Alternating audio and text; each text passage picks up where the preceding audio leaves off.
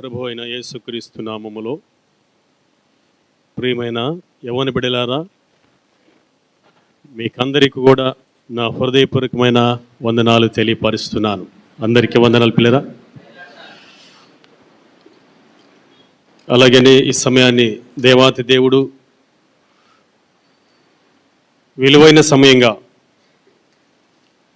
మనకు అనుగ్రహించినందుకు సమస్త మహిమ ఆయనకి కలుగును గాక. ఆమేన్. అలాగనే ప్రత్యేకించి ఈ దినము ఆయన దివ్యమైన వాక్యాన్ని పంచుటకు యవ్వన బిడ్డలను ఉజ్జీవింప చేయడానికి నన్ను ఆహ్వానించినటువంటి రమేష్ పాస్టర్ గారికి, అలాగనే సహోదరి సిస్టర్ గారికి, వారి సంఘానికి, అందరికీ కూడా నా హృదయపూర్వక వందనాలు తెలియపరుస్తున్నాను. అందరికీ వందనాలండి. దేవుని మహాకృప చేత మనము దేవుని వాక్యంలోకి వెళ్ళబోతున్నాం.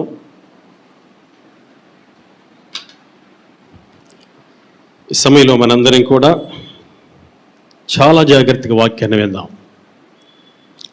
ఈరోజు మన జీవితాలను దేవుడు పండించే రోజు. నమ్ముతున్నారా? నమ్మిన వాళ్ళు చప్పట్లు కొట్టండి ఒకసారి. ప్రైజ్ ది లార్డ్, హల్లెలూయా. నీ జీవితాన్ని దేవుడు తన కృప చేత నింపడానికి ఇష్టపడుతున్నాడు. నీ జీవితాన్ని ఉన్నత స్థితిలో ఉండనీయకుండా ఉన్నతమైన స్థితిలోనికి ఆయన నడిపించబోతున్నాడు. నీ జీవితాన్ని చీకటి బ్రతుకుల నుంచి వెలుగులోనికి తీసుకురాబోతున్నాడు. నీ జీవితం అందరూ చూసి ఆశ్చర్యపోయే రీతిగా ఆయన తీసుకురాబోతున్నాడు. నీవెప్పుడైతే ఈ దివ్యమైన మాటల్ని వింటావో, వాక్యం వినడానికి నీ మనసును సిద్ధపరచుకోమంటున్నాడు దేవుడు. ఇర్మీయా గ్రంథం 6వ అధ్యాయం 10వ వాక్యాన్ని మనం చదువుకుందాం. వాక్యం వినడానికి సిద్ధపడాలంట. ఆ మాట చదువుదాం. ఆ మాటలు ఇర్మీయా గ్రంథం 6వ అధ్యాయం 10వ వాక్యం. త్వరగా చూడండి.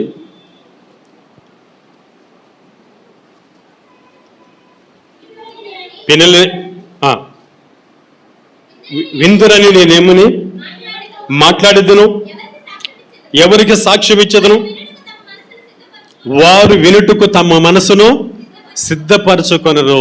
ఏం చేయాలంట? దేవుని మాటలు వినడానికి సిద్ధపరచుకోవాలి. లోకములో చాలా మంది యవనస్తులు ఉన్నారు.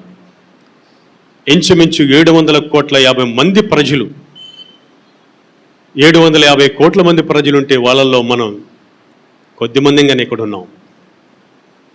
వారందరూ కూడా ఈ భాగ్యం పొందడానికి అవకాశం లేదేమో. ఈరోజు నీకు అవకాశం దొరికింది. వినడానికి ఏం చేయాలంట? మనసును ఏం చేయాలి? సిద్ధపరచుకోవాలి. పాట పడేటప్పుడు ఏం చేస్తామని చెప్పండి. కానీ అంటాం లేదా చెప్పండి. సరి చేసుకుంటాం, సిద్ధపడతాం. అలాగే వాక్యం వినడానికి కూడా ఏం చేయాలంట? సిద్ధపరచుకోవాలి. తర్వాత ఏం చేయాలంటే చూద్దాం. కంటిన్యూ చేద్దాం. గనుక వినలేకపోయిరి, ఇదిగో వారు యెహోవా వాక్యమందు సంతోషము లేని వారై దాని తృణీకరింతురు. ఒకటి, వాక్యం వినడానికి మనసును ఏం చేయాలి? సిద్ధపరచుకోవాలి. రెండవదిగా, వాక్యం వినడానికి సంతోషంగా ఉండాలి. తండ్రి నాకేమి దాచిపెట్టినాడో అవన్నీ నాకు ఇవ్వబోతున్నాడు. ఆ స్థితిని, ఆ స్థాయిని, ఆ ఎత్తైనటువంటి మార్గాన్ని దేవుడు మనకి ఇవ్వబోతున్నాడు అని మనం సంతోషిద్దాం. దేవుడికి మహిమకరంగా హల్లెలూయా. యవ్వన కాలం చాలా విలువైనది. చెప్పండి మీరు. యవ్వన కాలం చాలా విలువైనది. 13వ సంవత్సరం నుంచి 26 సంవత్సరాల వరకు ఈ యవ్వన కాలం చాలా విలువైనది. ఎంత విలువైనదో యవ్వన కాలం అంత ప్రమాదమైనది. చెప్పండి. ఎంత విలువైనదో అంత ప్రమాదకరమైనది. ఈ ప్రమాదకరమైన ఈ యొక్క యవ్వన వయస్సు ప్రమాదంలో పడకుండా విలువైనదిగా మనం మార్చుకోవడానికి మన దేవుడు ఈ పరిశుద్ధ గ్రంథంలో ఉన్నతమైన కృపను దాచిపెట్టాడు. ఉన్నతమైన ఆశీర్వాదాన్ని దాచిపెట్టాడు. ఉన్నతమైనటువంటి మహా ఆశీర్వాదాన్ని దాచిపెట్టాడు.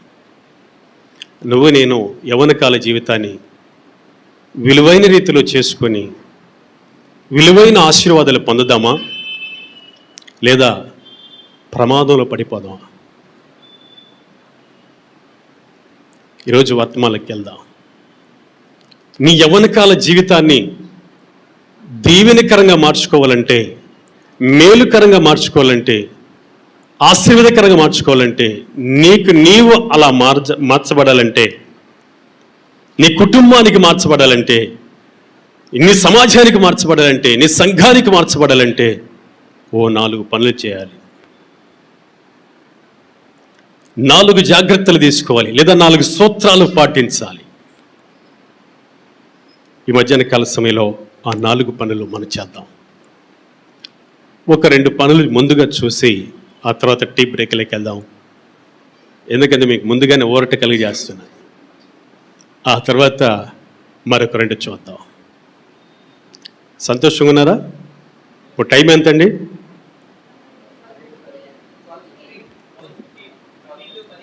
12:15. మనం 1 గంట క్లోజ్ చేద్దాం. ఆ తర్వాత 1:45 వరకు చూద్దాం. ఇంకా తక్కువలోనే పోతానులే, ఎక్కువ పోను, బాధపడదు. ఒక్కరోజే, ఒక్క దినమే దేవుని మహాకృప పొందడానికి మనం ఎదురు చూస్తున్నాం. వినడానికి ఏం చేయాలంటే, వినడానికి ఏం చేయాలంట? మనసు కలిగి ఉండాలి. వాక్యం వినడానికి ఎలా ఉండాలంట? సంతోషంగా ఉండాలి. సంతోషంగా ఉన్నారా? కొంతమంది మాస్కులు వేసుకున్నారు. అందరూ మాస్కులు వేసుకోండి, అందరూ వేసుకోండి. కొంతమంది మాస్కులు లేవు. మీరు నవ్వేది తెలియట్లే, కోపగించుకునేది తెలియట్లే, ఇంకా చెప్పాలి దుఃఖపడేది తెలియట్లే. సరే, ఏదేమైనా దేవుని మహాకృప యవ్వన బిడ్డలైనా వచ్చిన మన మీద ఉన్నది. నమ్మిన వారు మరొకసారి చప్పట్లు కూడా దేవుని మహిమపడదాం. దేవుని స్తోత్రం, హల్లెలూయా. యవ్వన కాల జీవితం చాలా విలువైనది. 13వ సంవత్సరం నుంచి 26వ సంవత్సరం లోపు నువ్వు చాలా జాగ్రత్తగా నీ జీవితాన్ని దేవుడికి అప్పగించుకున్నట్లయితే ఉన్నతమైన శిఖరానికి ఆత్మీయంగా, భౌతికంగా, ఆర్థికంగా, ఆరోగ్యపరంగా వెదగలవు. నెంబర్ వన్ యవ్వనకాల జీవితం విలువగా మార్చబడ్డానికి దేవుడు తన యొక్క వాక్యము ద్వారా మనకు తెలియపరుస్తున్నాడు. రోమాపత్రిక 12వ అధ్యాయం 2వ వాక్యాన్ని మనం చదువుకుందాం. దయచేసి బైబిల్ వారు తెచ్చి చూడాలి. మీరు లోక మర్యాదను అనుసరింపక ఉత్తమమును, అనుకూలమును, సంపూర్ణమునై ఉన్న దేవుని చిత్తము ఏదో పరీక్షించి తెలుసుకున్నట్లు మీ మనస్సు మారి నూతన మగుట వలన రూపాంతరము పొందిడి. అనగా దీనికి ఏం పేరు పెట్టాలనుకున్నానంటే, ఓ యవ్వనస్తుడా, ఓ దేవుని బిడ్డ, దేవుని కుమార్తె, ప్రత్యేకంగా ఈ లోకానికి వేరే బ్రతుకు, ప్రత్యేకమైన రీతిలో యవ్వన కాలాన్ని నువ్వు కొనసాగింప చేయాలి. మొదటిగా చదివినప్పుడు మీరు ఈ లోక మర్యాదను అనుసరింపక, అనగా ఈ లోకానికి వేరే జీవించు, అనగా ప్రత్యేకంగా జీవించు. ఒక యవనస్తుడిగా, దేవుని బిడ్డ యవనస్తుడిగా, దేవుని కుమార్తెని యవనస్తుడిగా నువ్వు ప్రత్యేకంగా జీవించాలి. ఎలా జీవించాలి? లోకానికి సపరేట్గా జీవించాలి, వేరే జీవించాలి, ప్రత్యేకంగా జీవించాలి. నీ మాట చూసినప్పుడు, నీ నడత చూసినప్పుడు, నీ చూపు చూసినప్పుడు, నీ ప్రవర్తన చూసినప్పుడు ప్రత్యేకంగా ఉండాలి. మన ప్రభువైన యేసుక్రీస్తుని మనం చూసినప్పుడు 10,000 మందిలో ఎలా ఉన్నాడంట? అంటే అర్థం ఏంటి? అతి కాంక్షీయుడు, అతి మనోహరుడు, అతి సుందరుడు. 10,000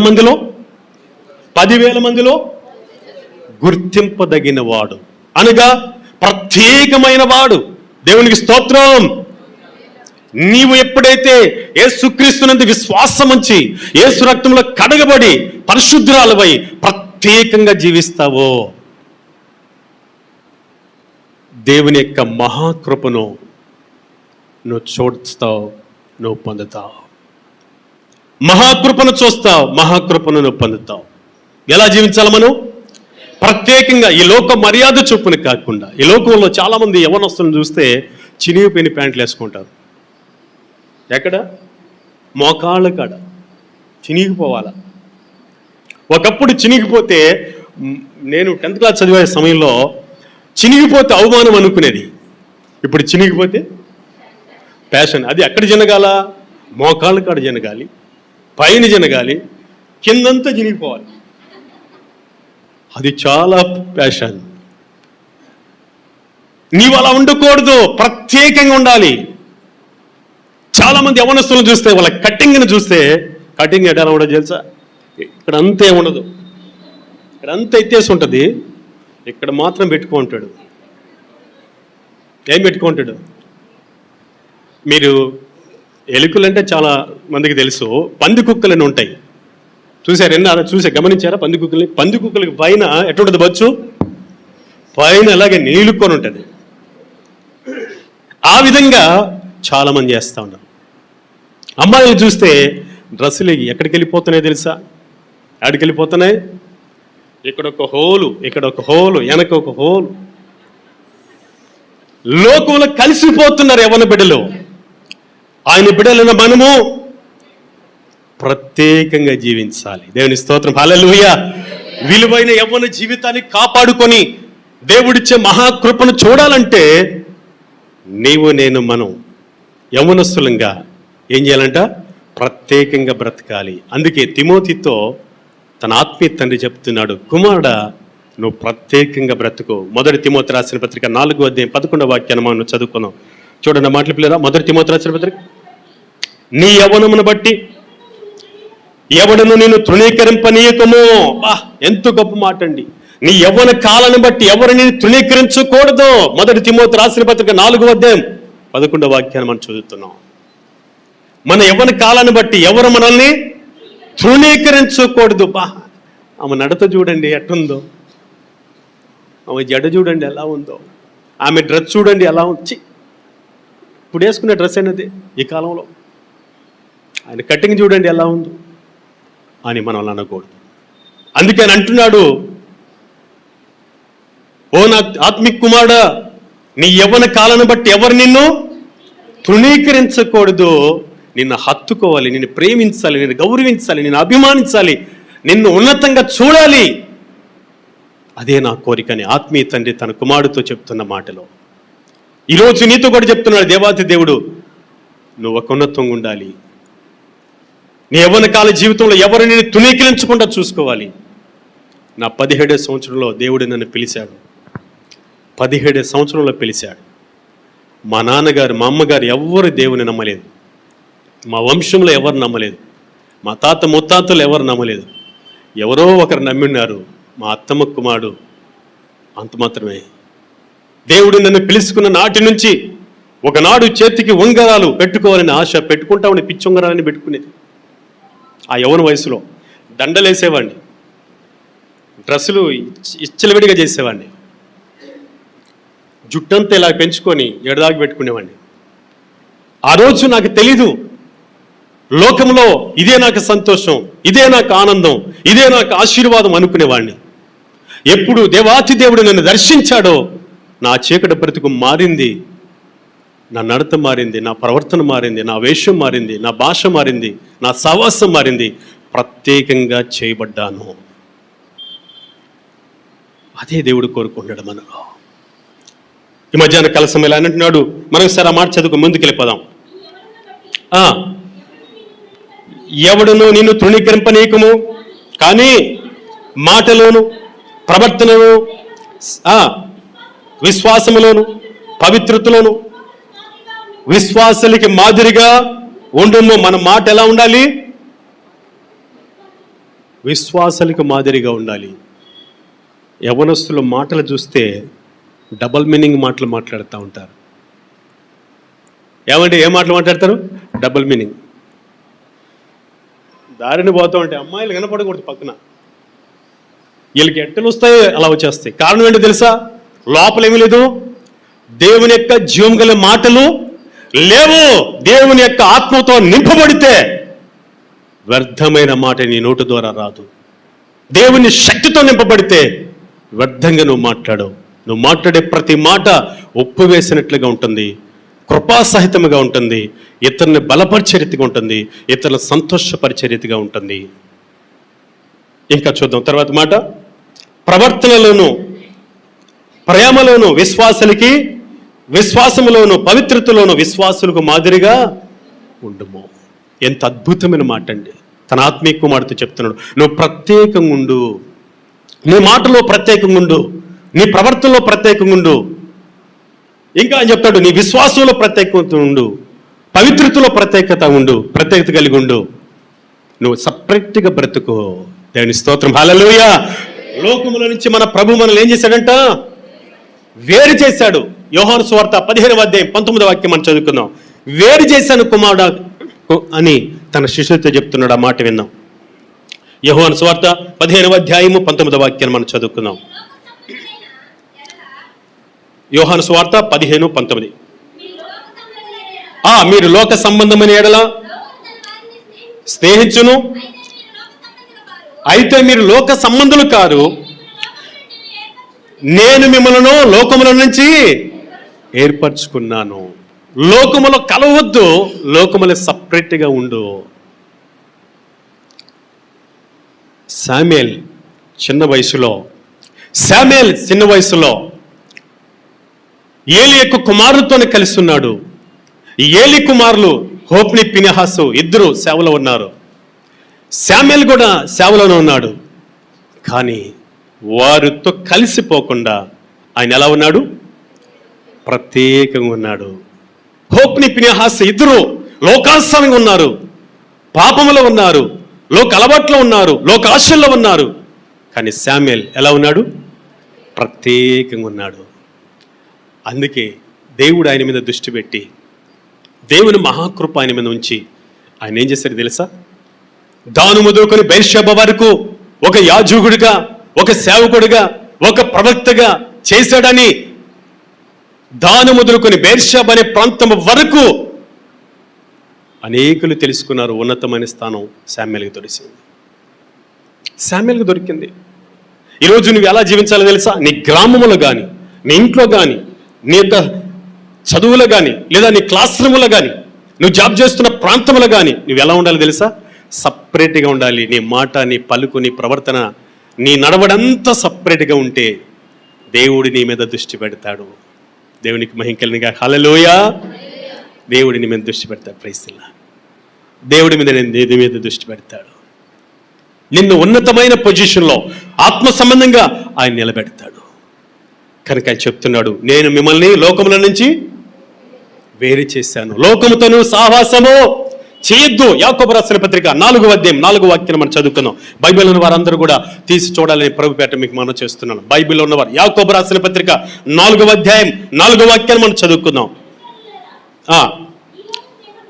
వ్యభిచారులారా, ఈ లోక స్నేహము దేవునితో వైరమని మీరు ఎరగరా? కాబట్టి ఎవడి లోకముతో స్నేహము చేయగోరెనో వాడు దేవునికి శత్రువుగను. లోకము నుంచి ఏం చేశాడు? దేవుడు మనల్ని సపరేట్ చేశాడు. ఇదిగో ఈ పద్ధతులను నమ్మన్నాడు. ఇక లోకంతో మళ్ళీ సావాసం చేస్తే దేవుడికి ఏమైపోతున్నాం? చెప్పండి, అందరు చెప్పండి. దేవుడికి ఏమైపోతున్నాం? దేవుడికి ఏమవుతున్నాం? మిత్రులు అవుతున్నామా? లేదేమవుతున్నాం? శత్రువులు అవుతాం. దేవుడికే శత్రువులే బతకగలమా? ఈ లోకంలో ఎవరికైనా శత్రువై మనం ఉంటే బ్రతకగలం, కానీ దేవుడికి మనం శత్రువు అయితే మనం బ్రతకలేము. జాగ్రత్త. కనుక లోకం నుంచి దేవుడు మనల్ని ఏం చేశాడు? వేరు చేశాడు. ఇప్పుడు నువ్వు ఎలా జీవించాలి? ప్రత్యేకంగా జీవించాలి. జోసెఫ్ తన అన్నదమ్ములు ఎలా జీవించాడు? ప్రత్యేకంగా జీవించాడు. మోషే ఎలా జీవించాడు? ప్రత్యేకంగా జీవించాడు. దావీదు తన అన్నదమ్ములు ఎలా జీవించాడు? ప్రత్యేకంగా జీవించాడు. ఎస్తేరు తన కన్నికల మధ్యలో ఎలా జీవించింది? ప్రత్యేకంగా జీవించి. వారి బ్రతుకులు ఎలా ఉన్నాయి చెప్పండి? వారి భవిష్యత్తు ఎలా ఉంది? ఉన్నతంగా ఉంది. ఈరోజు సమాజానికి, సంఘానికి, దేవునికి మహిమ తెచ్చే రీతిలో నీ జీవితం ఉండాలని దేవుడు అంటున్నాడు. సపరేట్గా నువ్వు కుమార్తె, కుమారుడా, నా స్వరక్తం ఇచ్చి నేను కొన్నాను. ఒకవేళ ఇంకా నా బిడ్డగా చేయబడకపోతే నా బిడ్డగా మారు. లోకంలో చీకట్లోంచి బయటికి రా, ప్రత్యేకంగా బ్రతుకు, నా కృప నీకు చూపెడతాను. చెప్పలేదు ఒకసారి దేవుని స్తోత్రం కలుగునుగాక, హల్లెలూయా. ఎప్పుడైతే నువ్వు సపరేట్గా బ్రతుకుతావో నీ జీవితం మీద దేవుని దృష్టి పెడతాడు. నీ జీవితం మీద దేవుడు దృష్టి పెడతాడు. నీ జీవితం మీద దేవుని కనుదృష్టి పెడతాడు నీ స్థితిని ఉన్నతంగా పెట్టడానికి. ఎక్కడి నుంచి పిలిచాడు దేవుడు మనల్ని? ఎక్కడి నుంచి పిలిచాడు దేవుడు మనల్ని? లోకములో ఉన్నప్పుడు, ఇంకా చీకట్లో ఉన్నప్పుడు, ఇంకా పాపములో ఉన్నప్పుడు మనల్ని పిలిచాడు. ఈరోజు నీవే నేను మనం ప్రత్యేకంగా బ్రతికితే దేవుని శక్తి నీ కాడే ఉంటుంది, నీ మీదే ఉంటుంది, దేవుని వాక్యం నీలోనూ ఉంటుంది. మొదటి యోహాను రాసిన పత్రిక చదవడానికి ప్రయత్నం చేద్దాం. మొదటి యోహాను రాసిన 2వ అధ్యాయము 14 వాక్యాలు మనం చదువుకున్నాం. మొదటి యోహాను రాసిన పత్రిక 2వ అధ్యాయము 14 వాక్యం చదవడమ్మా. చిన్నపిల్లలారా, గనుక మీకు రాయిచున్నాను తండ్రులారా. మొదటి యోహాను రాసిన పత్రిక ఎక్కడుందో తెలుసా? పర్యటన గ్రంథానికి ముందుంటుంది చూడండి, అందరు తీసుకోండి. మనం వచ్చింది మన జీవితాలకు మేలు చేసుకోవడానికి, యవ్వన కాల జీవితాన్ని మనకు దీవెనకరంగా మార్చుకోవడానికి.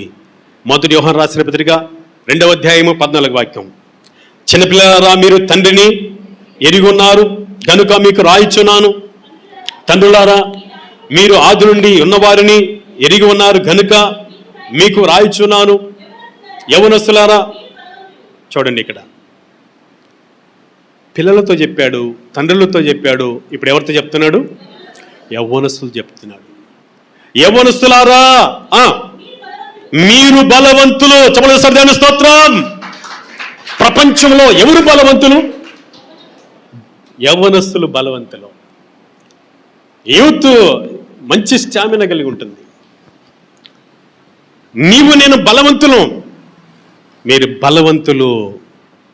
ఎప్పుడు తెలుసా?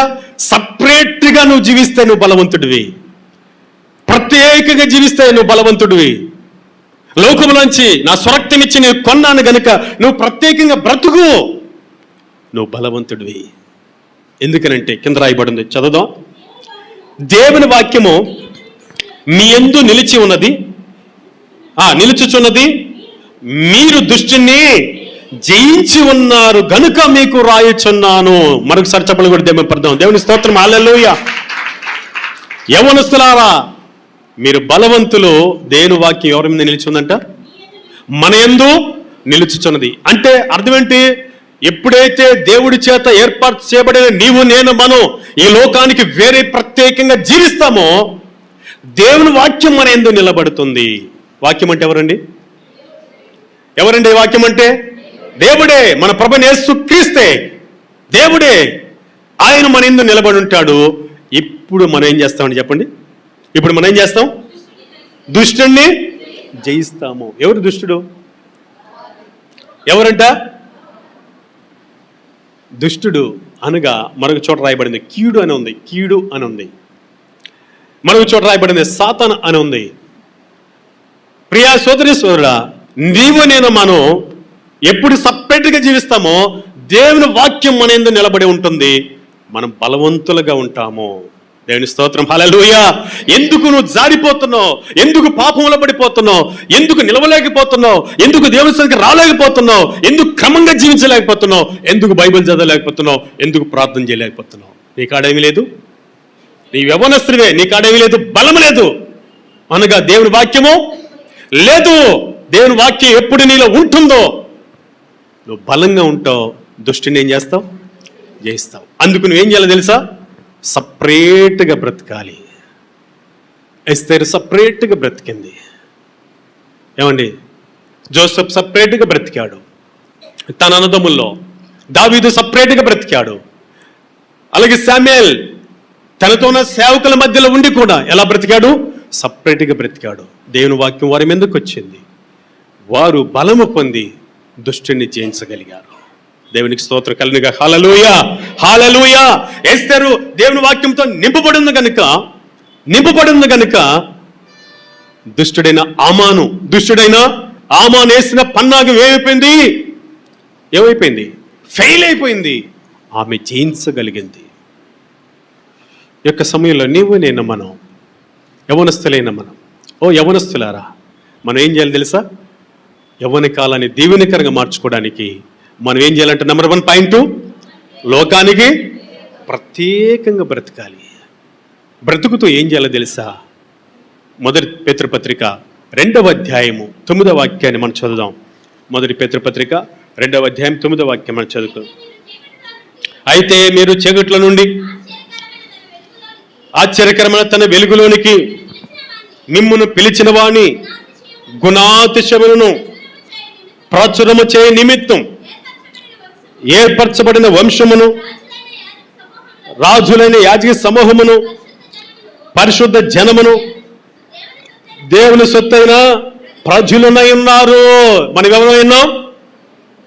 చీకట్లో నుంచి ఆశ్చర్యకరమైన వెలుగులోనికి పిలువబడిన మనం, రాజులుగా యాజకులుగా చేయబడిన మనం ఆయన గుణాతిశయములను ప్రచురం చేస్తూ బ్రతకాలి. యవనస్తుడా, యవన సోదరుడా, నువ్వు చేయాల్సిన పని ప్రత్యేకంగా బ్రతుకుతూ, సపరేట్గా బ్రతుకుతూ, నువ్వు కూర్చోవటం సపరేట్గా ఉండాలి, నిలబడడం సపరేట్గా ఉండాలి, నీ చూపు సపరేట్గా ఉండాలి, నీ ప్రవర్తన సపరేట్గా ఉండాలి, నువ్వు చూసేది సపరేట్గా ఉండాలి. సపరేట్ ఉందా? ఉదయం మొదలుకొని సాయంత్రం వరకు అందరు చూసినట్టు సెల్ ఫోన్ మనం చూస్తూనే ఉంటాం. చేస్తాం చెప్పండి, చూస్తాం లేదా? బైబిల్ ఎక్కువ సమయం పట్టుకుంటారా, సెల్ ఫోన్ ఎక్కువ సమయం పట్టుకో? చెప్పండి. మీ అంతరాత్మ మీద చేసుకుని చెప్పండి. సెల్ ఫోనేనా? Very good. ఒప్పుకుంది యవనస్తురాలు. అతిక్రమలు ఒప్పుకొని విడిచిపెట్టేవాడు ఎవరు? కనిక్రమం అంతాడు అట్టివాడు వర్ధిల్లుతాడని ఉంది. ఒప్పుకోవడం కాదు, ఏం చేయాలి? విడిచిపెట్టాలి. ఈరోజు నీ మేలు కోరి దేవుడు మాట్లాడుతుండగా నువ్వేం చేయాలి తెలుసా? విడిచిపెట్టాలి. చాలామంది బైబిల్ చదివినట్టు బైబిల్లో పెట్టి చల్లంగా చూస్తాం. పాస్టర్ గారు వాక్యం చెప్తా ఉంటే, పాస్టర్ ఇక్కడ వాక్యం చెప్తుంటాడు, ఆడేమో బైబిల్ చూసినట్టు ఇలా పెట్టి ఏం చేస్తుంటారు? లోపల సెల్ ఫోన్ పెట్టుకొని శుద్ధంగా చూస్తుంటారు. ఏమండి, అపవాది నిన్ను మోసం చేస్తున్నాడు, అపవాది నిన్ను బలహీనపరుస్తున్నాడు, అపవాది ఆశీర్వాదాన్ని కూల్చిపోతున్నాడు. నీ ఆశీర్వాదాన్ని జాగ్రత్త. మనం ప్రత్యేకంగా ఉండాలి. నేను వెళ్తాను అనేక చోట్లకి సేవకి, అనేక మంది పాస్టర్లకు కూడా వాక్య పరిచయం చేయడానికి దేవుడు అనేక చోట్ల వాడుకున్నాడు. నేను వాక్యం చెప్పేటప్పుడు కొంతమంది దైవజనులు తలదించుకొని ఫోన్ ఎత్తి బైబిల్ పెట్టుకొని చక్కగా చూస్తూ ఉంటారు. బ్రదర్, ఓ పాస్టర్, నీవే పని చేస్తే నీ సంఘానికి ఏం బోధిస్తావు? నీవే పని చేస్తే నీ సంఘానికి ఏం బోధిస్తావు అని అడిగినప్పుడు వాళ్ళ ముఖం ఎలా ఉంటుందో తెలుసా? చాలా నా ముందు చిన్నబుచ్చుకున్నట్లుగా, అయ్యో పాస్టర్ అడిగేసాడే. జాగ్రత్త సుమ్మా, మనం సపరేట్గా బ్రతకాలి, మనం సపరేట్గా బ్రతకాలి. అందుకే తిమోతితో ఏమన్నాడు ఆయన? అపోస్తలుడు పౌలు గారు ఏమన్నాడు? కుమారుడా, నీ యవ్వన కాలాన్ని బట్టి ఎవరు నిన్ను తృణీకరించనీకము, మాటలోను, ప్రవర్తనలోను, పవిత్రతలోను, విశ్వాసములోను విశ్వాసులకి మాదిరిగా జీవించుము. జీవిద్దామా? నేను ప్రత్యేకంగా జీవిస్తాను ఇక మీదట. నా ఇంట్లో కానీ, నా స్కూల్లో కానీ, నా కాలేజీలో కానీ, నేను పనిచేస్తున్న ఆఫీసులో కానీ, నా గ్రామంలో కానీ, నా ప్రాంతంలో కానీ ప్రత్యేకంగా జీవిస్తాను. యేసు ప్రభు ఎలా కనపడుతున్నాడు? ప్రత్యేకంగా కనపడుతున్నాడు. ఎలా కనపడుతుంది చెప్పండి? ప్రత్యేకంగా కనపడుతున్నాడు. 10,000 మందిలో గుర్తింపదగిన రీతిలో ప్రత్యేకంగా ఉన్నాడు. చూడండి, 100 కాకులలో ఒక పావురం ఎలా కనపడుతుంది? 100 కాకులలో పావురం ఎలా కనపడుతుంది? ప్రత్యేకంగా. నువ్వు ఎట్ట కనపడాలి? నిన్ను చూసిన వారు ఎవరిని చూడాలి తెలుసా? యేసయ్యని చూడాలి. ఆమె నడత చూడండి, ఆ మాట చూడండి, ఆమె వస్త్రధారణ చూడండి, ఆమె నిలబడ్డం చూడండి, ఆమె పలుకు చూడండి, బ్రదర్ పలుకు చూడండి. ప్రత్యేకంగా ఉంది. ప్రత్యేకంగా బ్రతుకు. దేవుని కృపచేత, దేవుని దృష్టిని మీద పెట్టి, దేవుని శక్తితో నింపి సాతాన్ని జయించే శక్తి నీకు ఇస్తాడు. చెప్పలేదు సార్, దేవుని స్తోత్రం, హల్లెలూయా. ఎందుకు ప్రత్యేకంగా బ్రతకాలి?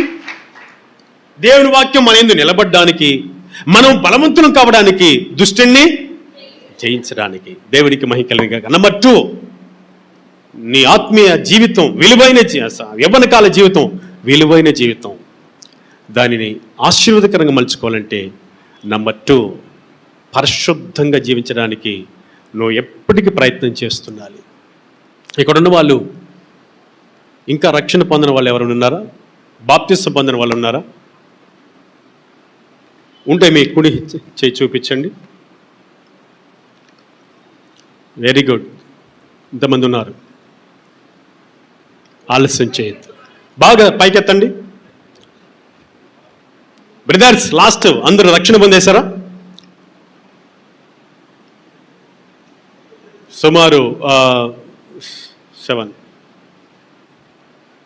ఇంచుమించు 12 నెంబర్స్ దాకా ఉన్నారు. ఆలస్యం చేయొద్దు. దేవుడు నీతోనే మాట్లాడుతున్నాడు. ఆలస్యం చేయొద్దు. నువ్వు పరిశుద్ధపరచబడాలి. ఒకవేళ యేసుక్రీస్తు ప్రభు ఈ యొక్క మధ్యాహ్న కాల సమయంలో కానీ, ఇంకొక గంటలో కానీ, లేదా ఇంకొక గడిలో కానీ ఆయన వస్తే నువ్వేం చేస్తావు? యేసు ప్రభుని అంగీకరించి బైబిల్ చదివి ప్రార్థన చేసి విశ్వాసం ఉంచి విశ్వాసమంత ఏమైపోద్ది? నీవెవరో నాకు తెలియదు అంటాడు ఆయన. ఆ విశ్వాసాన్ని ఎలా వ్యక్తపరచాలి? విశ్వాసాన్ని ఎలా వ్యక్తపరచాలి?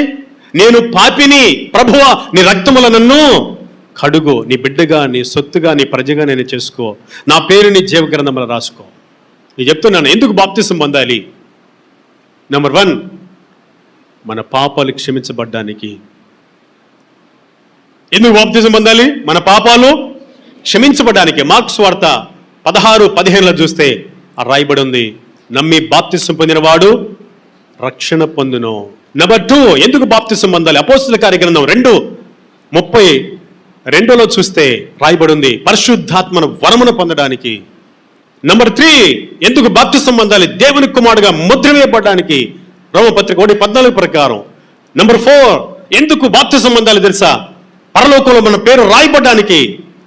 ప్రకటన గ్రంథం 22వ అధ్యాయంలో రాయబడి ఉంది, జీవ గ్రంథంలో మన పేరు రాయబడడానికి. జీవ గ్రంథంలో మన పేరు రాయబడ్డానికి అందుకు బాప్తిసం తీసుకోవాలి. చాలా మంది ఏం చేస్తారు తెలుసా? మా అమ్మాయికి పెళ్ళి అయిన తర్వాత తీసుకుంటామండి. సంబంధాలు ఎటువంటి సమాధానం వస్తాయో తెలియదు. ఇటు వస్తే ఇటు చేసేస్తాం, అటు వస్తే అటు చేసేస్తాం. మా అబ్బాయికి పెళ్ళి సంబంధాలు వస్తున్నాయి, ఒకవేళ ఇటు వస్తే అటు చేసుకుంటాం, ఇటు వస్తే తీసుకుంటాం. ఇటు వస్తే ఇటు వెళ్ళిపోతారు, రాకపోతే ఇటు వస్తారు. జాగ్రత్త సుమా. తీసుకుందాం, రక్షణ పొందాం. రేపు దినం మనది కాదు. ఉందా రేపు? నీకు గ్యారెంటీ ఉందా? చెప్పండి. ప్రతిదానికి గ్యారెంటీ ఉంది, ప్రతి వస్తువుకి గ్యారెంటీ ఉంది, మనకు గ్యారెంటీ లేదు. గ్యారెంటీ లేని ఈ దినాల్లో బ్రతుకుతున్నాం. మారు మనసు పొంది బాప్తిసం పొందాం, పరిశుద్ధంగా ఉందాం. రెండవదిగా మన యవ్వన కాల జీవితాన్ని మనం దీవెనకరంగా మార్చుకోవాలంటే ప్రమాదంలో పడకుండా ముందు రక్షణ పొందాలి. రక్షణ పొందిన నీవు పరిశుద్ధంగా జీవించాలి. మొదటి తెస్సలోనికీయులకు రాసిన పత్రిక 4వ అధ్యాయం 7వ వాక్యం మనం చదువుకుందాం. మొదటి తెస్సలోనికీయులకు రాసిన పత్రిక 4వ అధ్యాయము 7వ వాక్యం మనం చదువు బాగా చదువుమా. పరిశుద్ధులగుటకే దేవుడు మనల్ని పిలిచిన గాని అపవిత్రులుగా ఉండేటట్టు మనల్ని పిలవలేదు. దేనికి పిలిచాడు మన తండ్రి?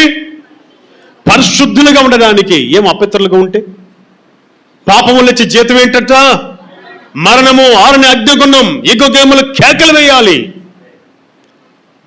అందుకే ఆయన అంటాడు, మీరు పరిశుద్ధులగుటికే నేను పిలిచాను మిమ్మల్ని. కనుక ఆలస్యం చేయొద్దు. రక్షణ పొందిన వారు రక్షణ పొందండి. రక్షించబడిన వారు, రక్షించబడిన నీ జీవితం పరిశుద్ధంగా ఉంది కాబట్టి ఆ పరిశుద్ధతను కాపాడుకోవాలి. యేసు రక్తం మన పాపములను మనం ఏం చేస్తుందంట? పవిత్రులుగా చేస్తుంది. మొదటి యోహాను 1:7లో రాయబడి ఉంది. అక్కడ మొదటి యోహాను 1:7లో యేసు రక్తం ప్రతి పాపమును మనల్ని పవిత్రులుగా చేయను. చదువుద మాటలు, చూడని మాటలు. అయితే మనమును వెలుగులో నడిచిన ఎడల మనము అన్యోన్య సహవాసం గలవారై ఉందుము. అప్పుడు ఆయన కుమారుడైన యేసు రక్తం ప్రతి పాపం నుండి మనల్ని పవిత్రులుగా చేయను. ఈ లోకంలో ఏ రక్తం, ఏ నీరు, ఏ తీర్థం మనల్ని పవిత్రులుగా చేయదు. యేసు రక్తం మాత్రమే మనల్ని పరిశుద్ధపరుస్తుంది. ఓ యవ్వనస్తుడా, యవ్వన కాలములో రక్షణ పొందు. ఇదిగో యేసుక్రీస్తు ప్రభుని నా రక్షకుడిగా అంగీకరించడానికి, యేసు ప్రభుని ఆయన బిడ్డగా నేను చేయబడ్డానికి, ఆయన కుమారుడిగా చేయబడ్డానికి, ఆయన సొత్తుగా చేయబడ్డానికి, నా పాపాలు కడుక్కోవడానికి నేను ప్రయత్నం చేసినప్పుడు ఆ మాట ఒక్కసారి మా ఇంట్లో చెప్పాను. ఒక్కసారి చెప్పాను, నాన్నగారు నేను యేసు ప్రభువుని నమ్ముకుంటాను, ఇంతవరకు మీకు అబద్ధాలు చెప్పాను, ఇంతవరకు మీకు వ్యతిరేకంగా జీవించాను, మీ కష్టమంతా తీసుకెళ్ళి సినిమాలకి పెట్టేశాను, మీ కష్టమంతా తీసుకెళ్ళి ఫ్రెండ్స్తో కలిసి హోటల్కి వెళ్ళి చక్కటి భోజనాలు చేశాను, నా జీవితంతో దేవుడు మాట్లాడినాడు, ఇక మీదట నేను మిమ్మల్ని అన్యాయం చేయను అనుకొని నా మనసులో యేసుక్రీస్తు ప్రభు రక్తంలో కడగబడదాము, ఆయన బిడ్డగా చేయబడదాము అనుకొని ఇంట్లో చెప్తే మా నాన్నగారు అన్నారు, అంతకు మునుపు నేను చాలా మంచోడిని, ఎప్పుడైతే యేసు ప్రభువుని నమ్మానో, యేసు ప్రభు రక్తంలో కడగబడాలనుకున్నానో, బాప్తిసం తీసుకోవాలనుకున్నానో వెంటనే మన అంటున్నాడు, చాలా చెడ్డోడు నువ్వు. ఎవరు? చాలా చెడ్డోడు అంట, చాలా చెడ్డోడు. మన వంశంలోనే అసలు లేదు ఈ పని, మనకి దేవుళ్ళు లేరా, మనకి దేవతలు లేరా, ఎందుకు ఇలా పనిచేస్తున్నావు అంటే నేను అన్నాను, లేదు నాన్న, నాకు తెలుసు లోపల నిన్ను మోసం చేశాను నాన్న, కాలేజ్ చదివేటప్పుడు నీకు అన్ని అబద్ధాలు చెప్పాను, చెప్తూ ఉంటే నువ్వు ఇస్తావు నువ్వు డబ్బులు, నేను చక్కగా తీసుకెళ్ళాను, సినిమాలకు పోతున్నాను, హోటల్కి పోతున్నాను, చక్కటి భోజనం చేస్తున్నాను, అది నీకు తెలియదు, నన్ను మంచోడు అనుకున్నావు. కానీ దేవుడు నాతో మాట్లాడాడు, రక్షణ పొందుతానన్నా అంటే ఆయన అన్నాడు, ఒకటే మాట అన్నాడు, నీవు కానీ ఈ మాట ఇంకొకసారి మాట్లాడితే నా కుమారుడు కాదే అనుకుంటా, నువ్వు లేవనుకుంటా అన్నాడు. అంతే. నాకిద్దరు కుమారులు ఎంతవరకు, పెద్ద బాబు ఒక్కడే అనుకుంటా, చిన్న బాబు లేడనుకుంటా అన్నాడు. ఇంకన్నాడు, నేను చెప్పిన మాట పర్వాలేదు నాన్న, నీ మనసు ఒప్పించి నేను రక్షణ పొందాలనుకుంటే ఆయన అన్నాడు చివరిగా, ఇంకొకసారి ఆ మాట గనెత్తావంటే నా దగ్గరున్న రూపాయి కూడా నీకివ్వను అన్నాడు. మీకు ఆ ఇబ్బందులు ఉన్నాయా? మీకు ఆ ఇబ్బందులు ఉన్నాయా? బాప్తిసం తీసుకోవడానికి ఉన్నాయా చెప్పండి ఎవరికన్నా? లేవు. అయినా నువ్వు నిర్లక్ష్యం చేస్తున్నావు. యవ్వన కాల జీవితాన్ని దేవుడికి సమర్పించుకో ఇప్పుడే. వెంటనే నేను చెప్పాను, లేదు నాన్న నేను తీసేసుకుంటాను బాప్తిసం. అంతే. ఆయన పెద్ద కర్ర కూడా తీసుకొచ్చాడు, నా మీదకి వచ్చాడు, కొట్టేస్తాను, నువ్వు కొట్టినా పర్వాలేదు, నేను యేసు ప్రభువుని నమ్ముకుంటా అని 98వ సంవత్సరంలో 1998లో నేను మా ఇంట్లోంచి బయలుదేరాను. ఒక దూరంగా కూటాలు పెడతా ఉంటే ఇంచుమించు 60-70 కిలోమీటర్ల ప్రాంతం వెళ్ళి ఒంటరిగా ఇంట్లో నుంచి వెళ్ళిపోయి బాప్తిసం తీసుకొని ఆయన బిడ్డగా చేయబడ్డా. చెప్పండి దేవుని స్తోత్రం, హల్లెలూయా. ఆ రోజు నుంచి ఈ రోజు వరకు ఆయన మహాకృప యవ్వనకాల జీవితంలో నేను చూస్తూ వచ్చాను. ఈరోజు ఎంతో సమాధానం, ఎంతో సంతోషం, ఎంతో ఉత్సాహం, ఎన్నో కుటుంబాలు వెలుగులోనికి నడిపించడానికి, రక్షణలో నడిపించడానికి, సంఘాలను కట్టడానికి, అనేక కుటుంబాలను కట్టడానికి ఆయన పాత్రగా ఆయన చేసుకున్నాడు. అందుకే నువ్వేం చేయాలి తెలుసా?